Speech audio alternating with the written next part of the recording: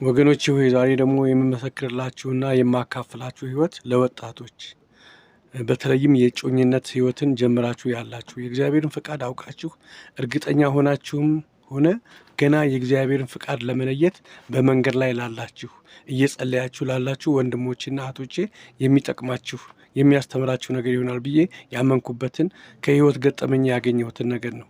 ከረጅም ዓመታት በፊት አንድ ማቀው ወንድም ነበረ።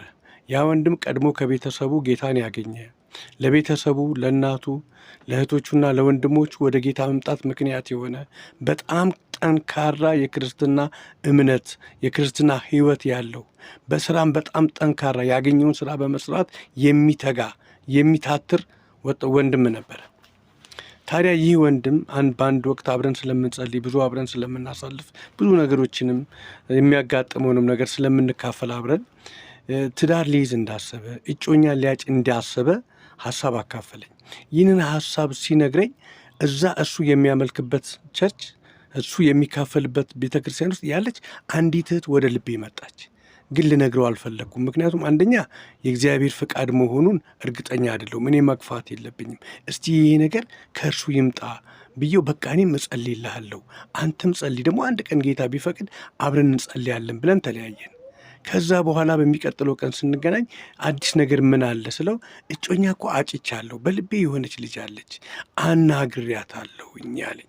ይገርምሃል፣ የዛን ቀን ከእኔ መነሳት የለበትም የጋብቻም ሐሳብ ስለሆነ ካንተ ነው መምጣት ያለበት ብዬ ነው እንጂ እሷ እህት እኮ ወደ ልቤ መታ ነበር። እሷን እህት አስቤ ነበር። በቃ ይሄ ነገር የእግዚአብሔር ፍቃድ ሳይሆን አይቀርምና እንጸልይበታለን፣ እንጸልይ ተባባል።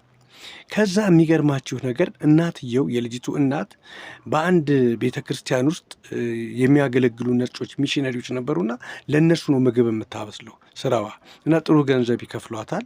እናትየዋ ማለት እንግዲህ በእኛ ሀገር አባባል የቤት ሰራተኛ ነች። ከዛ ይሄ ነገር ልጅቷ የእግዚአብሔር ፍቃድ መሆኑን ተነጋግረው መጸለይ ጀምረው ቤተሰብ ማወቅ ስላለበት ቀጥታ ይህንን ሐሳብ ለቤተሰብ ትናገራለች። ማለት ለእናቷና አጎቷ ደግሞ የሆነ በጣም ጌታን የሚወድ በጣም ጌታን የሚያገለግል ወንድም አለ የምንወደውና ለሱም ታማክረዋለች። እና ቁጣ ይፈጥርባቸዋል። ምንድነው ቁጣ የፈጠረባቸው ነገር? የትዳሩ ሐሳብ ሳይሆን ልጁ የሚሰራው ስራ ምንድነው ሲሏት፣ ዘበኛ ነው በአንድ መስሪያ ቤት ውስጥ። እንዴት ዘበኛ ታገቢያለሽ? እንዴት ዘበኛ ታጫለሽ? ያ መንፈሳዊ የምለው አጎቷ በጣም ጌታን የሚወድና ጌታ የሚገለጥበት ሰው እንኳን ይህንን ነገር ማስተዋል አልቻለም ነበር።